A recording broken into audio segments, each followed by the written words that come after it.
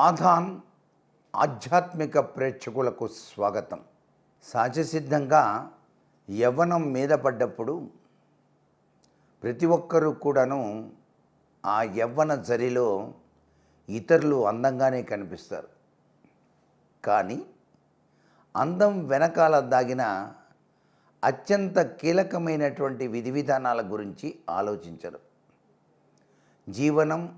జీవితం సుసంపన్నమై అందమైన భార్యతో పాటు అణుకువ, సౌశీల్యము, ఓర్పు కలిగినటువంటి భార్య కనుక భర్తకు లభ్యపడ్డట్టయితే ఆ జీవితం అనురాగ దాంపత్యంతో కలకాలం వృద్ధి చెందుతుంది అంటోంది శాస్త్రం.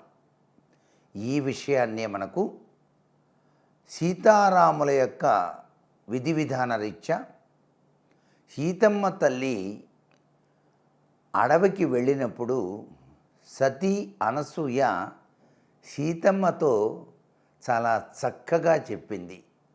స్త్రీ ఏ విధంగా ఉంటే భర్త ఇష్టపడతాడు అనే విషయాన్ని మనం ఒక్కసారి ఆలోచన చేయాలి.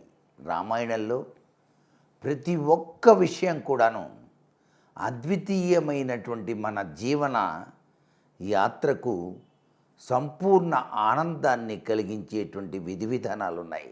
అందుకే ఆమె భర్త తోడుగా అడవులకు బయలుదేరి వెళ్ళిందన్నమాట.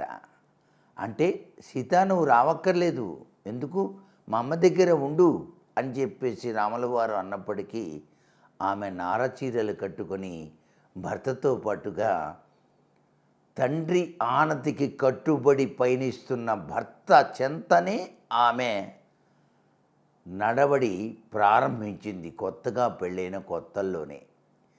ఎంత గొప్ప విషయం ఇది! అటువంటి సీతమ్మకు అనసూయాదేవి మహాపతివ్రత. ఆమె స్త్రీ ఎలా ఉండాలి అనేటువంటి విషయాల్ని కూడాను చాలా చక్కగా విశదీకరించింది. ఆ విషయాన్ని ఈనాటి నవనాగరిక సమాజంలో ప్రతి ఒక్క పెండ్లి కావలసినటువంటి యువతికి కూడాను చెప్పి తీరాలి మన తల్లిదండ్రులు. ఎప్పుడైతే ఆ విషయాల్ని అవగాహన చేసుకున్న స్త్రీ తన జీవితాన్ని 3 పువ్వులు 6 కాయలుగా కొనసాగించడానికి ఆస్కారం ఉంటుంది. భర్త కూడా భార్యకు చాలా చక్కటి యోగవంతమైన లక్షణాలని ప్రసాదిస్తాడు. అప్పుడు జీవితం సుసంపన్నమై విరాజిల్లుతుంది. పైకి కనిపించే అందం కాదు, మనసులో ఉన్నటువంటి అందానికి ఎక్కువ విలువ ఇవ్వాలి అంటోంది శాస్త్రం. అందుకే సౌశీల్యత,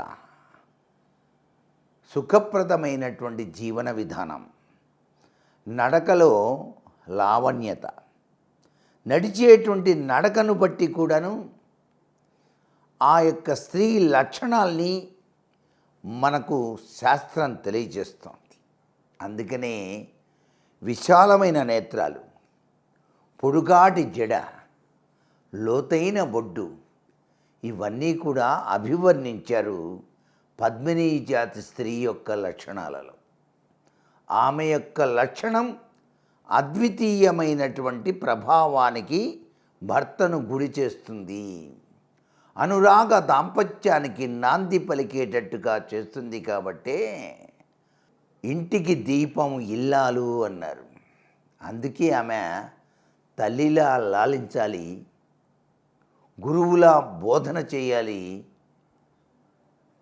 ఆమె కావలసినటువంటి తాను మెచ్చిన స్వర్గాన్ని భర్తకు అందించాలి.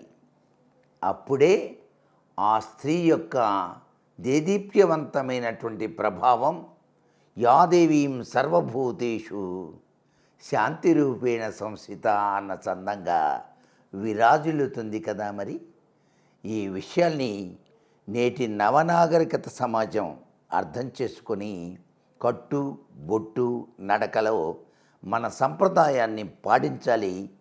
చక్కటి చీర, చక్కటి బొట్టు, కంటి నిండా కాటుక, చేతి నిండా గాజులు, మెడలో చక్కటి మంగళసూత్ర ధారణ, ఇవన్నీ కూడాను పరమ పవిత్రవంతమైనటువంటి భావాలుగా భావించిన నేటి తరం చెప్పలేని ఆనందానికి గురవుతుంది. వీటిని పక్కన పెట్టిన తరం అనుక్షణం బాధాతీత జగత్తులో కొట్టుమిట్టాడుతుంది. సర్వే జనా సుఖినో భవంతు. ధర్మం, మర్మం, శాస్త్రం, స్తోత్రం ఇలాంటి మరెన్నో విషయాల గురించి తెలుసుకోవడానికి సబ్స్క్రైబ్ చేసుకోండి ఆధాన్ ఆధ్యాత్మిక.